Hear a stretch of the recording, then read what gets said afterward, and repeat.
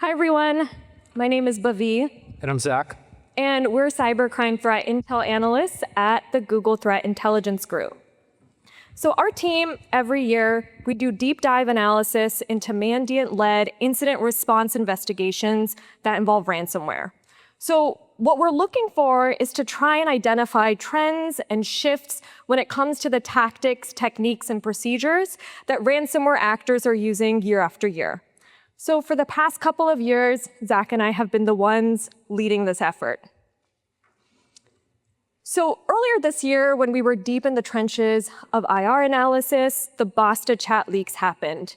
And so while we were simultaneously trying to find some TTP shifts, we were also trying to read through some of these messages.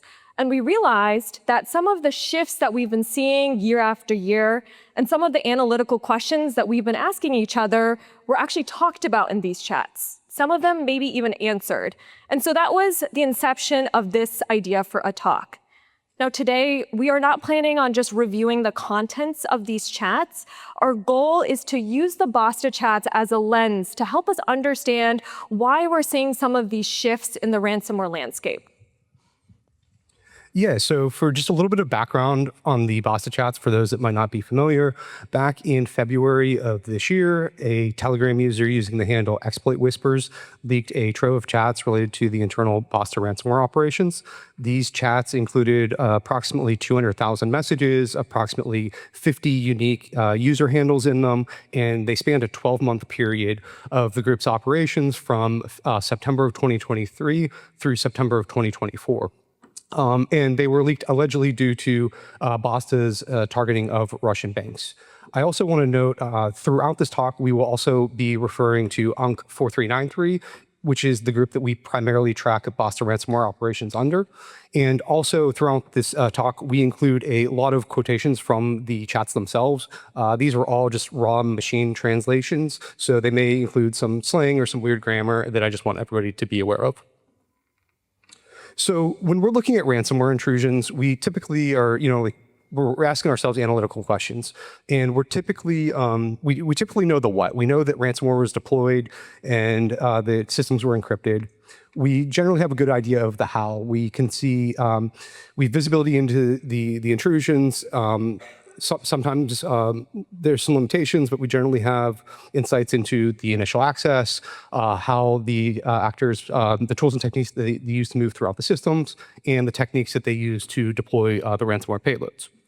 And when we look at multiple intrusions across the same threat clusters, we can fill in our analytical gaps and figure out gaps in the tooling that they use and map their activity out over time. And then when we look at multiple threat groups, we can map out the TTPs used by the broader ransomware ecosystem.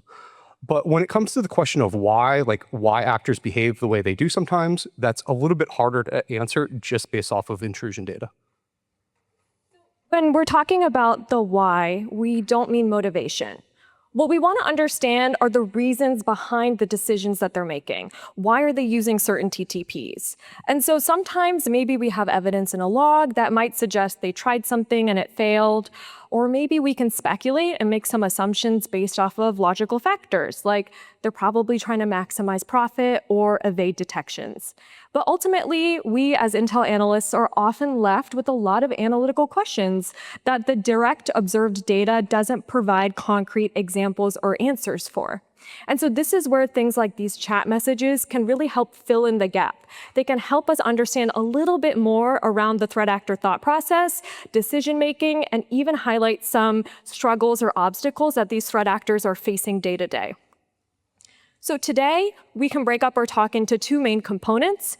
First, we want to talk attack lifecycle shifts. So we're going to talk about four main trends that we've seen when it comes to ransomware intrusions over the past couple years.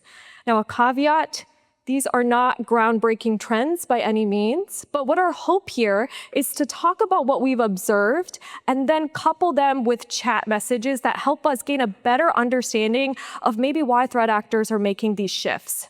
So we'll talk initial access. We're going to talk about RMMs, beacon, and finally hypervisor targeting. And then in the second half of this talk, we want to delve into the mindset of a ransomware actor. Specifically, we're interested in seeing what can we understand about their negotiation philosophy and any potential impact that law enforcement actions have had on their risk calculus. So first, some TTP trends. So over the past couple of years, we've seen significant shifts when it comes to how ransomware actors are gaining initial access to victim environments. Specifically, we're seeing a decrease in the use of phishing, specifically malware attachments, and a corresponding increase in the use of compromised credentials. So in 2024, the most common initial access vector that we observed was compromised creds. There was a significant increase from 2023 that was largely fueled by brute force attacks. We're also seeing this focused targeting on corporate VPN infrastructure. So in 2024, 37% of ransomware intrusions we saw, the first observed malicious activity was authenticating to a VPN device. But in the majority of these cases, we actually couldn't concretely identify how exactly they got access to these creds. So we had a couple open questions here. Why are they targeting VPNs? And how are they getting access? So we had some theories. VPN's probably a more stable connection for these threat actors. Maybe it allows them to move easier further on in the intrusion. And when it comes to how are they gaining access, there's a lot of different ways. Maybe they're phishing campaigns, they're buying credentials on underground forums, or potentially exploiting vulnerabilities. But ultimately, the chats helped us understand a little bit more why we might be seeing these shifts. Yeah, so looking at the chats around initial access vectors, we saw the actors were talking about VPNs a lot. They were talking about several of the advantages of them, including the fact that they saw them as a more stable option. They were more reliable than some of the malware bots that they were using, and they didn't have to deal with any of the detection issues that they were experiencing with Cobalt Strike Beacon. This was interesting to us because it provided more context around some of the VPN questions we had around the why, but we also saw some indications of, or some explanations of how they were going about compromising these VPN credentials. Particularly, they were talking about their use of brute forcing these creds, which matched up with the trend in the increase of brute force usage that we saw. We also saw the actors talking about doing credential phishing against VPNs, which was interesting because that's a logical avenue, but we weren't really seeing that in some of the ransomware intrusions. So it was good to get that extra insight as well. So on the phishing note, one of the techniques that they were talking about using a lot was this call center or voice phishing technique. And in this scenario, the actors would collect a bunch of contact information from employees at different companies. They would pre-screen the contacts. They would call these companies, these contacts up, verify that somebody picked up the phone, verify that the contact information was correct, and then they would call them back purporting to be help desk, like IT help desk personnel, and attempt to lure the employees into installing remote management tools or RMMs. Once they got the RMM foothold, they would then attempt to do credential phishing of the victim's domain creds and then use those to move through the network. This was interesting to us because it highlighted yet another technique that the actors would be using to collect these VPN credentials that we weren't really aware of. And it kind of also highlighted this shift away from mass malware distribution to other types of initial access. Also, we wanted to highlight here is the success that the actors were having with this technique. The actor in the chats noted that one of their callers was able to convert nearly 1 in 5 calls to remote access, to drop a remote an RMM on the system. And then they even noted that this was probably the vector that they were going to be using for their intrusions for the next year. This is particularly interesting because this chat was, this conversation was from about a year ago. It was from about mid-2024. And we are still seeing actors, or we are starting to see more actors using similar techniques throughout the first half of 2025 so far. All right, our next trend is the rise and maybe the fall of the use of RMMs. So we've seen ransomware actors continuously rely on these remote monitoring and management tools. So those are those legitimate tools that system administrators use to administer their IT networks. So for example, in 2023, around 40% of ransomware intrusions used at least one RMM. And we're also seeing threat actors bringing in multiple different vendor RMMs into one victim network. But in 2024, we started to see some indications that maybe threat actors are starting to rely on these types of tools a little bit less. So we had 40% in 2023. That came down to around 28% of ransomware intrusions in 2024 involved in RMM. We saw almost a 50% decrease in the use of AnyDesk in intrusions. And we also saw a slight decline in the percentage of ransomware intrusions that involved multiple RMMs. So we posited initially that maybe these legitimate tools are being leveraged by ransomware actors because they want to fly under the radar. But maybe that shift that we're seeing in compromised credentials is meaning that they are no longer needing to rely on these types of remote access tools, which is resulting in a potential decline in their usage. But once again, the chats helped confirm some of our theories and provide some other ideas. Yeah, so shifting over to the chats, some of the chat messages aligned with our trends that we were seeing. The actors were, or suspicions of the use of RMMs.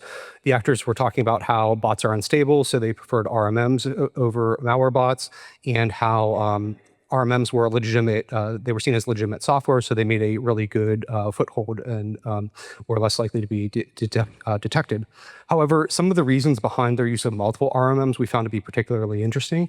One of the actors was talking about one of the reasons that they use multiple RMMs is because they like to match the RMM that they use to the RMM that the sysadmin on the victim network is using to further blend in their operations. So we thought that was really, really interesting to hear. And then we also saw them discussing using multiple RMMs as fallbacks when one or more would get detected. I don't have the message here because of space on the slide, but there was a conversation where they were basically ranking the order of the RMMs that they like to use. And, you know, if they couldn't get their first option onto the network, if it was blocked, they would fall back to a second and a third option and so on until they got one to work. And on that note, we did see them discussing some struggles with their RMMs getting blocked. Notably, they were talking about AnyDesk and TeamViewer getting blocked on multiple networks. And while we aren't sure of the exact reasons for this, this could be an indication that some organizations are getting better at blocking or detecting these tools, and could be at least one of the factors contributing to the decline of RMMs that we've been seeing in over the past year. All right, let's talk Beacon. So we have seen a precipitous decline in the use of Beacon in ransomware intrusions over the past couple of years. In 2022, we saw around 60% of ransomware intrusions involving Beacon. That number for last year was 10%. Recently, Fortra, the company that sells Cobalt Strike, they said that they have seen an 80% decrease in the use of Cobalt Strike, unauthorized copies of Cobalt Strike in the wild. So that kind of aligns with what we're seeing.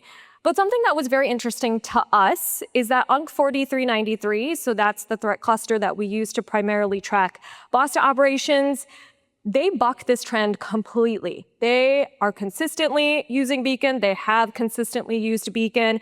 In fact, in 2024, over 80% of Basta intrusions involved Beacon. So the chats they really helped us understand some of the struggles that come with the use of something like Beacon right now, but also provided maybe an explanation as to why these actors specifically can't seem to give it up. Yeah, so despite UNC4393's continual use of Beacon, the Basta chats revealed that this use is not without its struggles. Throughout the chats, they were just continually complaining about it. They were seemed to be constantly troubleshooting access, having issues with detections and their connections dropping to their bots. And they also spent a lot of time talking about the crypting process, how much effort they were putting into crypting their payloads so they would avoid detection. And oftentimes, they were putting a lot of effort into crypting these payloads only to have them be detected that same day or later that day. And it was a lot of effort for not a lot of payoff. The other interesting thing around crypting that we saw was they would make decisions to crypt or use crypted payloads on a network, seemingly based on some of the EDR solutions or AV protections that were being used on that network, suggesting that maybe they were sort of like rationing these resources or were trying to avoid having to spend the time to crypt their payloads when they didn't need to. This was also interesting to us because it kind of showed some of the threat actor mindset of shifting on the fly based on the needs of a particular network. So, like I said, despite all these struggles, the group was still continuing to use Beacon throughout most of their intrusions over the past year. However, we think that maybe given some of the issues that they're having, other groups have maybe shied away from using it because they don't want to put up with some of these struggles, or they don't have necessarily the resources to constantly try to prevent detection of their payloads. Also worth noting here is that we did see the actors talk briefly about possibly shifting to other frameworks like Brute Ratel. However, one of the actors said that they had no experience with Brute Ratel and they needed to keep using Cobalt Strike. We thought this was pretty interesting because it kind of illustrates this idea that there's this this learning curve or a sunk cost or even like a tech debt associated with the tooling that they're using. And this is kind of notable in the presence of following things like takedown efforts and detections and efforts to shut down some of this malicious activity, because it does show that there's a cost to the threat actor in having to switch up their tooling and change up their TTPs in the wake of some of these disruption efforts.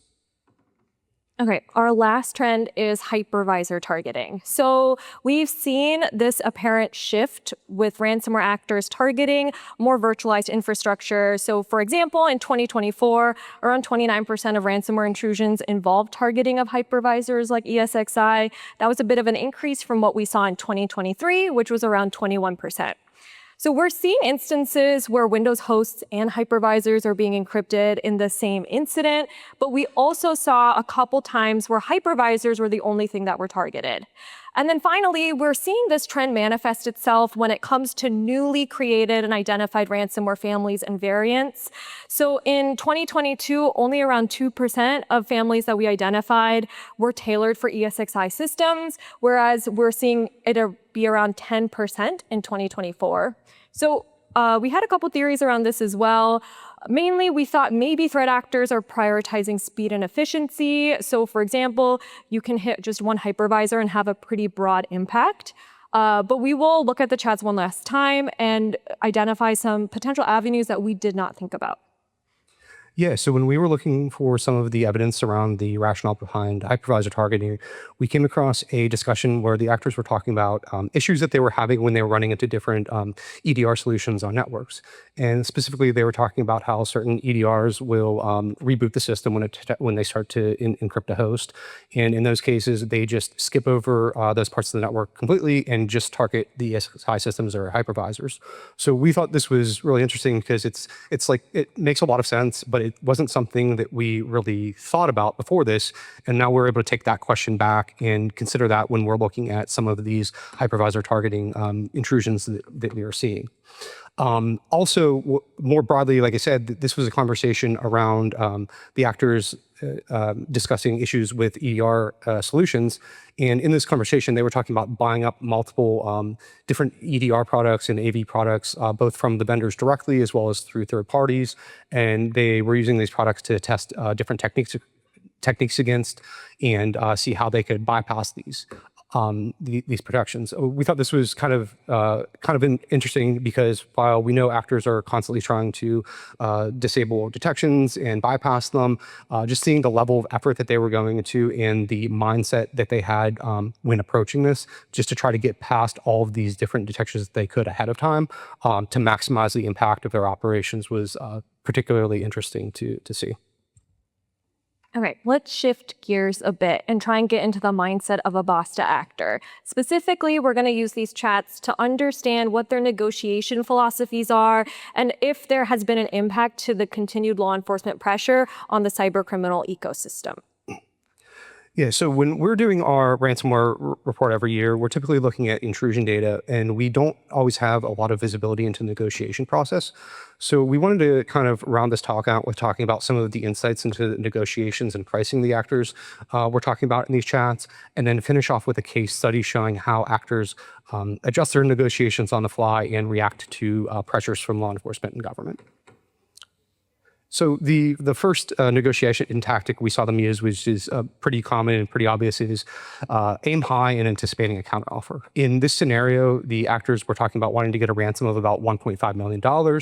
and the actor said, hey, if we tell them the initial ransom payment is $2 million, then we'll expect them to counter back down to around 1.5, and we'll get the amount that we want. If we say 1.5 up front, they're going to counter with 1.3, which is less than we want.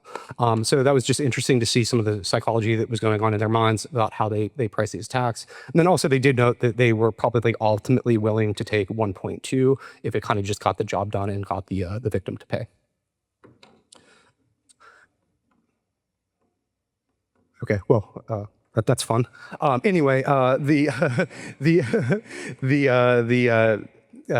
next tactic we saw was the concept of psychological pricing being used. So psychological pricing is a common marketing strategy where people will price an item to look cheaper than it is in order to avoid like the psychological impact of the price to a consumer. So we all see this every day when we go to the store and we see items priced at 99 cents instead of $1 or $9.99 instead of $10. The Basta actors seem to kind of come across this theory or invent it on their own. So I'll give them credit for that. But here they're talking about setting another ransom payment price, and one actor is saying, hey, we should shoot for the maximum over $1 million. And the other is coming back and saying, no, we should aim for under $1 million. Let's shoot for something in the $900,000 range. It'll increase the likelihood that the victim will pay, and assuming that they're not going to see that sticker shock of $1 million ransomware or ransom payment. So we could see a lot of these negotiation philosophies in play with a specific case study. Everything we're going to talk about in the next couple of slides is public information. It's talked about in these chats, but we will not name the victim to avoid any perceived shaming. So in May of 2024, there was a publicly reported Basta incident that impacted a North American healthcare company. And the threat actors talk about this a decent amount in the chats.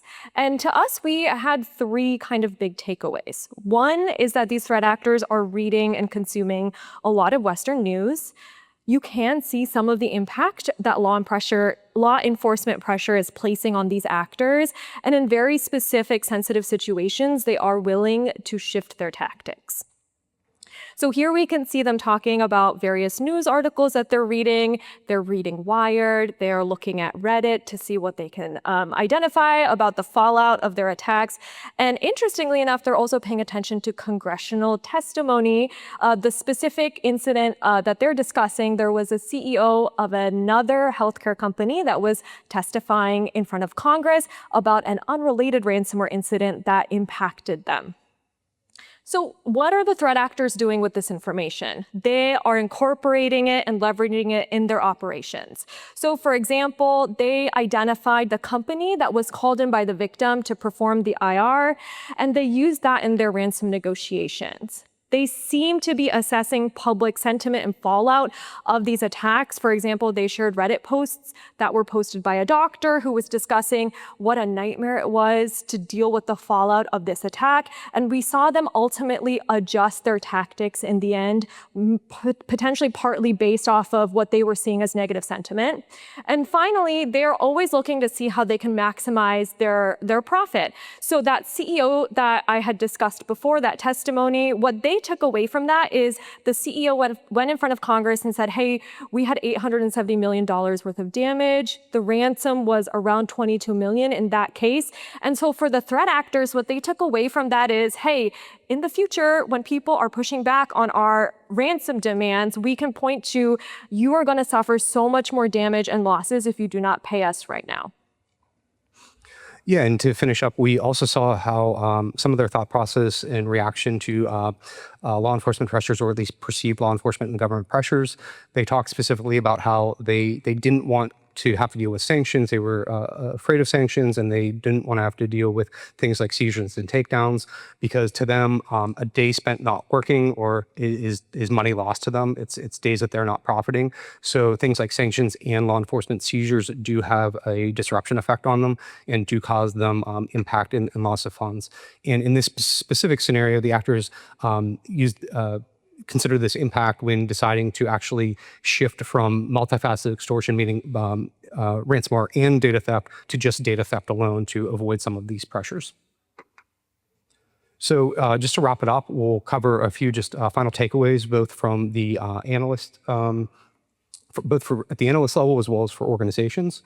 So for analysts out there, this kind of beacons back to what Paul was talking about earlier today. None of us really have the whole picture at any given time. You know, we're all working with partial information, but chat leaks and information like this that's leaked, it can really help us provide additional context around what we're seeing and help fill in some of these analytical gaps. We're often looking at intrusion data, so we see a lot of the on-network activity, but we don't see some of the conversations and things that are going on off-network and don't have those insights. These chats or other similar leaks can also provide a really good analytical check. They can help you confirm and challenge your analytical assumptions, as well as formulate new assumptions and new analytical questions to ask in the future. And finally, a lot of the content from these chats was from like a year ago at this point, 2023 through 2024. However, a lot of the TTPs are still relevant today to consider. And from an organizational standpoint, these chats can help shed light on what attackers are targeting and where they're finding success. And it can help provide insight on new TTPs that might get broader adoption. We often see threat actors copying each other. So as Zach talked about a little bit ago, the chats, they talked so much about call centers and voice phishing, and that is extremely relevant today. We're seeing multiple disparate threat clusters right now engaging in these types of operations. These chats also ultimately highlight the impact of disruptive efforts, and they demonstrate the effectiveness of security detection and protection mechanisms. Unfortunately, we do not have enough time to go over everything that the threat actors complain about in the chat, so we wanted to end with a pain in the ass lightning round. Obviously, this is really fun to see and read, but for Zach and I, something that we want to emphasize here is what they're complaining about are security software. They're complaining about things like multi-factor authentication. They're complaining about our lovely colleagues at TAG, other threat intel analysts. So clearly the work that people in this room are doing, that the broader cybersecurity community is doing, is working. So I know that ransomware is a pain in the ass for us, but it looks like we are also a pain in the ass for them. Thank you. We have a couple of minutes for questions. We get Mike. Yeah, I'm Mike. Hi, Mike. Hi. You got a lot of great information from a chat log that was leaked post facto. Would we benefit? Would we benefit from getting more, attempting more access to these chat groups in real time with insiders? Absolutely. Got any volunteers?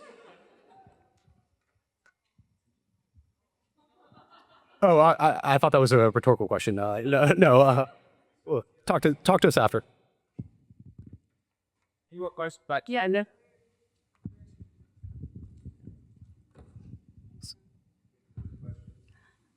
That was awesome. Thank you so much. I, like most people in this room, probably poured over the Black Basta logs when they came out. It's like the best day of my life. I was really struck by how afraid of OFAC they were. So my question is, do you think Black Basta is unique? Like they were around long enough that they saw the bigger picture, or do you think all ransomware groups have that fear?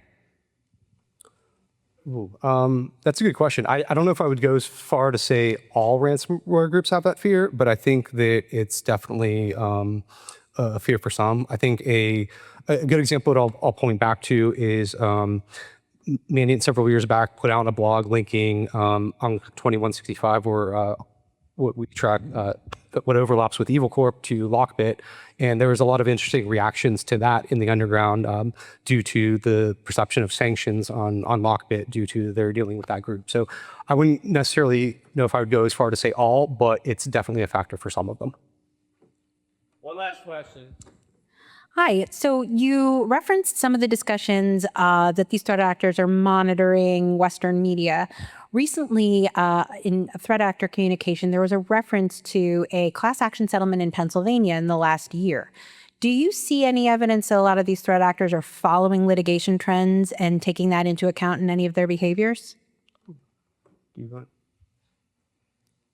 I mean, I don't think that I don't necessarily think we've seen that ourselves. I think that was kind of one of the interesting takeaways from the Basta chats was that they were looking at this. We probably wouldn't necessarily have that visibility into this unless we are seeing that in some of these other chats.